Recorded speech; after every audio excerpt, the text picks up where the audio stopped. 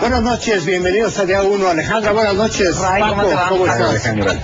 En los últimos días ha habido una polémica interesante, profunda y realmente muy importante para el electorado que tiene que ver con los proyectos económicos de los candidatos presidenciales, particularmente una confrontación de proyectos, de ideas, de propuestas entre el candidato del PRI, Enrique Peña Nieto, y el candidato de la coalición de izquierda, Andrés Manuel López Obrador. Esta noche tenemos como invitados a dos diputados, dos personas que han estado en los últimos 2 años en las negociaciones del presupuesto, muy conocedores del tema. David Penchina del PRI, encantado de que estés con nosotros. Gracias, Raimundo, Alejandra, Paco. Muchas gracias. Y Mario de Constanzo, representante realmente de la izquierda y quizás uno de los miembros del Congreso que más conoce del tema económico. Qué bueno que están con nosotros, qué bueno que puedan aquí venir a platicar. ¿Están preparados sobre por una digna distancia? Sobre este modelo. Sí hay un asunto que es como muy público, que es la parte de lo de la reducción del tamaño del gobierno, pero yo no quisiera que comenzáramos por eso, porque además hasta coinciden en el tema, sino ¿cuál es el principal contraste que tiene la plataforma económica de Enrique Peña Nieto frente a la plataforma de Andrés Manuel López Obrador? Yo creo que el gran contraste es una cuestión de matiz de cómo hacer las cosas. Creo que hay una gran coincidencia, no entre la izquierda, el centro, por supuesto en contra de la derecha, de que hay un modelo económico que está agotado. Bueno, pero es el modelo económico que han mantenido. Es un modelo económico agotado, que tiene la desvergüenza, este modelo económico, y da rabia el ver a un presidente que presume 158 mil millones de dólares guardados en el Banco de México con 57 millones de pobres. Que presume... Cierto, pero sí, a ojos de muchos sí hay una diferencia entre los dos proyectos. Yo creo que la forma de que se porque sí hay una enorme coincidencia del modelo económico con los gobiernos de PAN, no tanto. Yo creo que hoy hay una diferencia fundamental entre el proyecto de la izquierda y el proyecto del Partido Revolucionario Institucional en cómo lograr un objetivo donde volvamos a poner en el centro de la política pública al ciudadano, al campesino, al empresario, al mercado interno. Hay formas de hacer las cosas. Nosotros... El mercado interno desapareció por Miguel de la Madrid. Empezó a deteriorarse. Como está deteriorado hoy, Raimundo, es mucho más grave. Sin duda hay matices. Pero lo que yo decía al principio es que creo que hoy el debate central es regresar a fortalecer el mercado interno. ¿Tú lo ves así? Mira, como de tanta coincidencia? Yo creo que hay la percepción y hay el convencimiento de que este modelo que hemos estado viviendo está agotado. Más allá si el originador de este modelo fue hace 20 años o 30 años el PRI y el continuador fue el PAN, hay un convencimiento de que está agotado, de que hay que buscar otra cosa. Ahora, ¿en qué nos diferenciamos? ¿En qué nos contrastamos? Yo creo que los objetivos ahí están, pueden ser muy similares, pero los cómo son muy diferentes. Te voy a dar un ejemplo, yo creo que bastante fehaciente de esto. Materia fiscal, materia tributaria. ¿Cuál es la propuesta central de nosotros? Acabar con algunos regímenes fiscales que le han permitido a las grandes empresas eludir impuestos. Y que conste que digo eludir, no evadir. Por ejemplo, el régimen de consolidación fiscal, que ha permitido, desde nuestro punto de vista, y según los datos que hemos recibido incluso por el propio Ejecutivo Federal, por la propia Secretaría de Hacienda, que se registra una pérdida recaudatoria muy importante. En contrapropuesta, ¿qué hemos oído por parte del PRI? Siguen manteniendo la tesis de que la mejor reforma fiscal es la que toca el IVA en alimentos y medicinas, por ejemplo. Podemos coincidir a lo mejor en la administración tributaria, en que hay que mejorar muchas cosas, pero ese tema que para nosotros es central, yo sí no he escuchado claramente, o las veces que yo he escuchado sobre este tema es, vamos a tocar el IVA. Ya sea bajándolo al 12 y generalizándolo, dejándolo en el 15, qué sé yo, pero ahí sí hay una diferencia grande. ¿Y ustedes no están dispuestos a tocar el IVA? Mira, nosotros pensamos que primero hay que agotar las otras formas. Hay que terminar con esta porosidad que hay sobre todo en el esquema del ISR empresarial, que ha erosionado los ingresos públicos.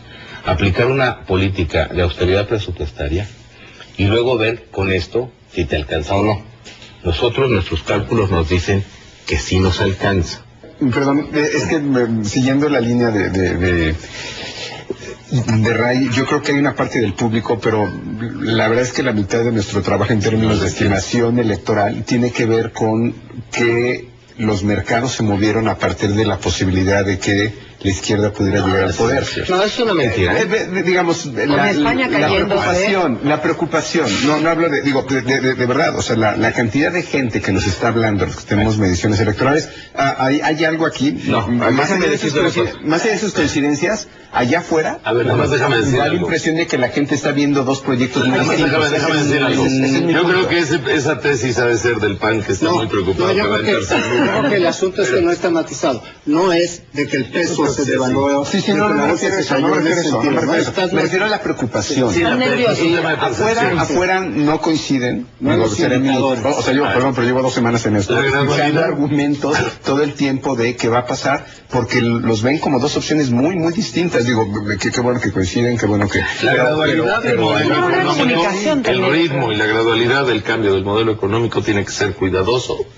Máximo en una turbulencia de mercados financieros actual de una economía global, que no es el mejor tiempo para hacer esquemas de choque en un país que no estás generando ni por mucho el número de empleos que necesita la demanda agregada laboral que se incorpora a las filas de este país. Segundo, que tiene noqueado al mercado interno. Y tercero, el que nosotros queremos adoptar una reforma fiscal que es muy sencilla de entender, que sea progresiva, como dice la Constitución, que pague más quien gana más. Porque el tema de la consolidación, que es un tema muy complejo en términos de explicación fiscal, tiene que ver también con un esquema de los grandes grupos empresariales, que el número de empleos, si lo ves nada más desde el frente de la consolidación, hay otros impuestos que no estás viendo que también se pagan. Yo no estoy a favor de que la consolidación siga siendo un esquema que permita la elusión fiscal o la evasión, ninguna de las dos. Pero tampoco estoy dispuesto a romper un esquema en una economía piramidal, para nuestra mala suerte, que rompa la posibilidad de dañar más al mercado interno. ¿Cuál es nuestra gradualidad planteada? Nosotros creo que el impuesto sobre la renta y el IETU están mal hechos.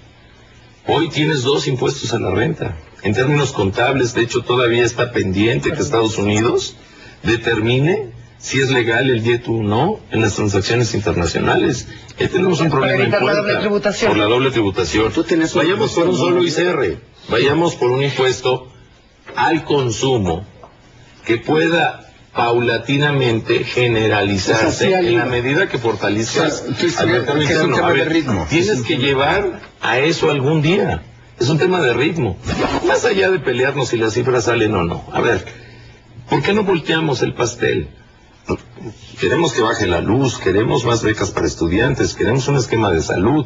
A ver, estamos ofreciendo cambiar el país. Si nos quedamos un segundito en el esquema fiscal, antes de brincar a la parte de gasto, digamos. No, es que si quieres hacer todo eso de gasto, lo único que digo, termino nada más la idea en 2 segundos. Si quieres todo eso, pues hay que calcular bien los ingresos que necesitas para hacerlo. Yo creo que ustedes también están de acuerdo, ¿no? O sea, tampoco están pensando en un déficit desproporcionado. No, nunca, o sea, ni siquiera hemos hablado de endeudamiento ni de mover el déficit, no. Nuestra estrategia está basada en 3 pilares fundamentales. La estrategia de política de ingresos, en donde esa es la parte central. La estrategia de política de gasto, en donde hay austeridad presupuestaria para reducir el gasto corriente superfluo, y convertir este gasto corriente en gasto de inversión. ¿Cuáles son los números que hemos dado? 300,000 millones de pesos, que a lo mejor pueden coincidir o no, por ejemplo, David, en ese número. Pero hay un convencimiento de que tenemos un gobierno muy caro. Y en esta coincidencia, David. Y hay que decir, muy caro el gobierno, sí. Y de que en los últimos 12 años creció el gasto corriente de manera brutal, también es cierto. A ver, David, yo me quiero regresar nada más antes de que sigamos, digamos, con la parte de la plataforma y más estructural, y porque creo que es importante en términos de la definición del proyecto. Tú dices yo creo que tienes razón. Dices, ok, hay que hacerlo paulatinamente. A lo que hay que llegar es a que desaparezca este esquema de consolidación, pero hay que hacerlo paulatinamente porque hay demasiado ruido. De entrada, supongo que los dos coinciden que perdona, ahí no se la puedo dejar pasar. Yo no creo que el esquema de consolidación deba de desaparecer. El esquema de consolidación existe en todo el mundo. Lo que no podemos tener es un modelo de consolidación fiscal en México que permita la evasión y la elusión. Pero tú dices que lo tienen que hacer gradual. Son dos cosas distintas. Entonces hay que hacerlo gradual. Sí. A mí me sonaría, y ahora sí que creo que en ánimo explicativo es importante decirlo, es como decir, a Walmart no lo toco porque genera muchos empleos, entonces no le voy a quitar la posibilidad de corromper autoridades, no vaya a ser que... No, a ese punto quería yo llegar, a ese punto quería llegar, porque incluso acompaña la estrategia en materia de competitividad. ¿Qué sucede? Y lo voy a decir tan duro como se oye. Cuando tenemos estas grandes empresas que operan a veces como un oligopolio o como un monopolio, o el poder, la dominancia que tienen en el mercado, tipo Walmart, nadie lo puede negar, tipo América Móvil, nadie lo puede negar. Imagínate una empresa con esta dominancia en el mercado, que por un lado aprovecha regímenes fiscales que le permiten eludir o evadir impuestos, y por el otro tienen esta presencia en el mercado. Bueno, pues como dicen, es un monopolio que no paga impuestos. ¿Qué pasa con el mercado interno? Asfixia la competencia, asfixia cualquier otra posibilidad de competencia. Entonces eso se traduce también en un impacto para el bolsillo de las gentes. Es un tema muy discutido, el tema de las tarifas en teléfonos celulares, en telefonía celular, la interconexión. Toda esta vertiente que hay en telecomunicaciones asume como promesa. Te voy a dar un ejemplo de que sí es un tema gradual. En el 2009 para el 2010, con una propuesta bien distinta de Mario Di Constanzo, en la que no estuvo de acuerdo con nosotros, hicimos una reforma al régimen de consolidación fiscal que le agregó una recaudación, no os traigo el dato exacto, cercana a los 30,000 millones de pesos al erario por las modificaciones que hicimos. El PT, Mario Di Constanzo, a quien yo respeto profesionalmente, hizo un planteamiento más duro, donde podríamos, en las cifras que él presentó, hubiéramos podido recaudar más. Sí, nada más que el choque que hubiera tenido el modelo en un mercado golondrino de capitales donde la inversión no tiene frontera, tiene que llevar cierta gradualidad en protección al empleo, no a permitir fraudes o esto que tú planteabas ahorita como ejemplo. Los modelos fiscales no se pueden hacer, y ahí hay una diferencia, a mi modo de ver, de un día para otro. Y menos con un mercado interno, turulato, débil, noqueado, como nos tiene hoy el modelo económico del actual régimen. Y con tanta evasión. Con tanta evasión, ¿no? Pero es un modelo económico que ustedes validaron, ¿no? Sí, o sea, en el sentido de que... te voy a decir algo, déjame asumirlo, hasta que fuimos gobierno no solo lo validamos, lo implementamos y lo seguimos hasta el año 2000. Nada más que el año 2000 ese modelo todavía hizo crecer la economía al 6%. Han pasado 12 años. Y las políticas, las políticas tienen que evolucionar. Déjame completar la historia que está contando David, porque tiene razón, se hicieron algunas modificaciones, pero una vez aprobando la ley de ingresos, la Secretaría de Hacienda unilateralmente emitió una serie de circulares que le dieron al traste en buena medida a las modificaciones que habíamos aprobado. Yo me cansé de plantear que esta situación había sido incluso inconstitucional porque iba más allá del espíritu del Congreso y que alteraba en mucho los plazos y los montos de recaudación. Y les voy a dar un dato.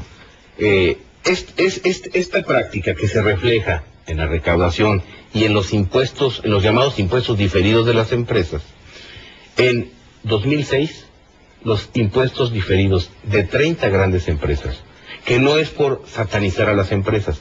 Tenemos información porque cotizan en bolsa y envían sus reportes. Tenían 124,000 millones de pesos de impuestos diferidos. En 2011 son 151,000 millones. Si la reforma hubiese tenido efecto, eso tenía que haberse reducido. Según yo, se tenía que haber reducido.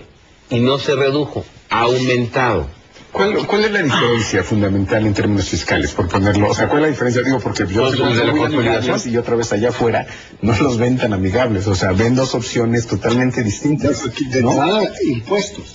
Por eso, impuesto a la renta. Vamos a ver empiezan por los ingresos y acá empiezan por los gastos. No, yo creo que yo creo que hay que empezar a la par. Junto con si no, no suma. O sea, yo no puedo pedir que paguen más impuestos o eliminar la consolidación si no justifico que voy a gastar bien. Que eso es un poco paradójico para ¿Cuál es el gasto? Córdoba no tienes un gasto tan bueno, pero bueno, nosotros también queremos reducir el gasto corriente. Hay dos tipos de gasto corriente. Hay un gasto corriente bueno y hay un gasto corriente malo. Como el colesterol. Igualito que el colesterol. ¿Cuál es el gasto corriente que podamos reducir? Mira, el número de direcciones generales adjuntas, de secretarías que se crearon en este sexenio y en el pasado sexenio, ha sido exorbitante. Si fue el nivel de aprendizaje del PAN para aprender a ser gobierno, no restringieron a pues eso ya se acabó. No. Por dependencia. A ver, te voy a poner un ejemplo burdo y rápido, En el año 2000, la Secretaría de Gobernación llevaba las funciones de la Secretaría de la Seguridad Pública hoy. La Secretaría de Gobernación en aquel entonces no tenía más de 4 subsecretarías. Se creó la Secretaría de Seguridad Pública Federal. Gobernación hoy tiene 6 subsecretarías y aparte las de Seguridad Pública. Funciones y además creció. Sí, este es un gobierno más caro que hace menos cosas. No se entiende. Más las que es parte. ¿Cuántas veces hay que fortalecer el gasto corriente, que malamente se le llama corriente, que es bueno? Doctores que faltan en las clínicas rurales, maestros que den clases, por cierto. Pero ya que dedicamos a esto, a ver, aquí es lo que ustedes están planteando, por ejemplo, en la reducción, pero también en términos de salario. Nosotros estamos planteando dos cosas importantes en este tema. La primera es, ya ha generado mucho desempleo el modelo como para generar más. ¿Qué buscamos? Sabemos que, por ejemplo, en la Presidencia de la República, por citar un ejemplo, hay 40 direcciones generales, 50 direcciones generales adjuntas, con percepciones en bruto. Nada más en presidencia. Nada más en presidencia. No, locura. Con percepciones, ¿qué quiere decir esto? Sueldo más prestaciones. Celulares, coches. Que oscila la percepción bruta de un director general adjunto en 2.4, 2.5 millones de pesos anuales. ¿Qué queremos? Bajar a la mitad ese costo. ¿Cómo? Disminuyendo ¿qué tipo de prestaciones? Seguro de gastos médicos mayores. Privado, porque es privado. Seguro de separación individualizado. Un ejemplo. En el primer trimestre de este año, 2012, si tú vas a los anexos del informe de finanzas públicas que envía la Secretaría de Hacienda al Congreso, te das cuenta que, por ejemplo, en materia de seguro de separación individualizado, la oficina de la presidencia, no la presidencia, la oficina ha pagado 774,000 pesos en este seguro de separación individualizado y ha pagado 157,000 pesos en gastos médicos mayores. Pensemos que esa es la oficina de la presidencia. ¿Para qué sucede en el resto de la administración pública? También se puede sacar. Ahora, hábilmente, y en eso va a coincidir David conmigo, esta información te la da la Secretaría de Hacienda en imagen, en PDF, en un informe, que si tú quieres hacer los consolidados, hay que sumarle a mano, a pie. Una por una. O sea, ni siquiera en Excel. No, porque no te deja meterte. No te deja. Pero a ver, es cierto, o sea, el gasto corriente sí creció. A mí no me cuadra la cifra de los 300,000 famosos. Vamos a ponerlo... ¿Por qué no te cuadra? No me cuadra porque el ejercicio que tienes que hacer, que es anualizado, no casa con el costo de la burocracia total. Pero bueno, más allá de esta labor de que ahorita pues en 5 minutos no lo vamos a hacer, mucho menos aquí a pie y a lápiz. Es una gran ¿Cuánto te gusta ahorrar? Lo que sea. Yo creo que la gracia y el compromiso que debemos de tener con los que hoy nos ven, los que estamos en búsqueda de representar a la gente, es sí reducir el gasto corriente y canalizarlo al gasto de inversión. La gente que está viendo no entiende lo que estás diciendo. Te voy a decir, estamos aterrizando más. Mira, ¿qué es lo que queremos? Terminar con ese tipo de prestaciones. Terminar gobierno más barato. es este rubro de Con los servicios privilegios. oficiales, con este tipo de prebendas y privilegios que pues ya son oficiales de la Y aparte de que cuestan, ofenden, ¿no? Déjame decirte cuál es el número de guaruras y funcionarios Cuéntanos un públicos, poco por estas ejemplo. declaraciones abstractas Bueno, que no a ver. que nadie comprende. el gasto a lo que se total refiere. de un presupuesto. ¿Por qué no lo pones así? Ahora sí que Manzanitas. así Bueno, como sí, un manzanitas. poquito que te El fijas valor en es el algo, debate. el- El 300,000. gobierno Pones un ejemplo gasta concreto. anualmente 3.7 billones de pesos. 3.7 billones. Con B de bueno. 300,000 millones no es ni el 8% del presupuesto. Total. Total. ¿Cuál es ¿Hay el margen comprometido? o no hay margen? Comprometido decimos que anda en el 80%, porque el gasto Ok, de entonces, operación se ha ahí convertido voy. en inercial. Si el comprometido de 3.8 billones es el 80%, de los 3.8 billones te ¿Cuánto nos queda queda un libre? 20. Por aclarar al público, ¿De acuerdo? comprometido ¿Qué quiere puede ser? decir, nada más, quiere decir el dinero que está comprometido Esa para pagar deuda, para pagar participaciones, nómina de maestros, Y para pagar a un participaciones. policía, y para pagar a un policía, Déjenme que decirle, le prende la luz en CFE para Pero que de- tengamos luz. No, pero no, déjenme no, decirles una El cosa. intocable. Se les Exacto. hace, es correcto, no puede ser correcto, que el gasto de operación del gobierno, quitemos todos los servicios personales, ya no nos peleemos por eso, que el resto del gasto de operación del gobierno haya crecido entre 2009 y Eso 2012 es correcto. 24%, cuando la economía ha crecido en promedio 1%. ¿En qué rubros? ¿En qué es El gasto de operación, todo el gasto Ah, todo. que no es No, salario, no. materiales y Rápido. suministros, Renta de agua, oficinas, teléfonos, vehículos. telefonía, vehículos, papelería. ¿Cuántas Gasto horas de- gastas de luz? En el, Coches, en el presupuesto choferes. ¿Por qué si la economía Oye. crece a un ritmo de 1%? Si no va, A ver, no va, Ciro, la Ciro y inversión David, no Ciro y va. David, en Por la eso yo economía- afirmo que el gobierno es más caro y hace menos Pero cosas. entonces, Oye, la pero- propuesta de López Obrador de ahorro Ahora, se acepta, ¿no? podemos No van a discutir en cuanto a los montos, que yo tengo seguro los montos, pero estamos convergiendo en el Van al hecho mismo de concepto. que el concepto es, además es lo que ha pedido la A ver, ciudadanía. antes de que se nos acabe el tiempo, ahora sí que vamos a pasar, aunque sea rápidamente, a ver si hay diferencias grandes en el lado del gasto. A mí me queda muy claro, en el lado del PRI, esta plataforma de un sistema de seguridad social universal, Sí. ¿no? A mí en lo personal me hace mucho sentido, pero bueno, pues hay, ¿no?, posturas técnicas distintas, pero el que tengas un consolidado de IMSS, ISSSTE, todos los La institutos de portabilidad, seguridad de cambiar de social, uno a la otro. portabilidad, que puedas hacer un agregado. En el caso de López Obrador yo no entiendo, o sea, yo como que ¿Cuál es? oigo siempre cuáles son el apoyo a los distintos grupos, pero no... Pero no universal. No sé, no... Mira, ¿Cuáles son las nosotros convergencias o diferencias? no tenemos inconveniente en la cobertura universal. Sí, quizás tendríamos inconveniente, porque como les digo, el diablo está en los detalles. ¿Qué vamos a hacer? ¿Va a seguir el sistema de pensión individualizado que ha fallado en el mundo? O sea, migramos de uno de... ¿Ya se acabó? So- Se lo llevaron los bueno, españoles. migramos de uno solidario a uno individualizado y estamos quebrados, cuando dijimos que era la solución. Aumentamos la edad de jubilación para quitarle presión y no hemos salido así. Se van a aumentar las cuotas, es decir, el diablo está en los detalles, el objetivo es muy bueno. Ahora el cómo, y ahí coincido con David, las diferencias son en el cómo. Y en este caso, ¿cuál es el cómo? Para nosotros, el mejor esquema es el solidario. No lo ¿Y nieguen. cómo lo financias? Perdón, pues lo vamos a financiar con las cuotas, lo vamos a financiar con ahorros gubernamentales y lo vamos a financiar no gastándonos las cuotas en otra cosa. Porque el gran problema, por ejemplo... Perdón, Mario. Tienes la Ahí última es, posibilidad de réplica. ahí es donde no me cuadran las cifras, porque este es un país, y lo explico rapidísimo. Entre 1910 y el año 2000, este país pasó de 45 años promedio de vida a 75 años promedio. Ya bajó un poquito por la inseguridad. ¿No? Seguramente. 72. ¿No? Pero de todas maneras es brutal la presión en el tema pensional. Y entonces ahí sí, suponiendo sin conceder que los 300,000 de ahorro sean suficientes para el modelo que ustedes ofrecen, el sistema de pensiones no se resuelve con 300,000 millones de pesos. Necesita billones de pesos para resolverlo. Entonces no hay muchas fórmulas.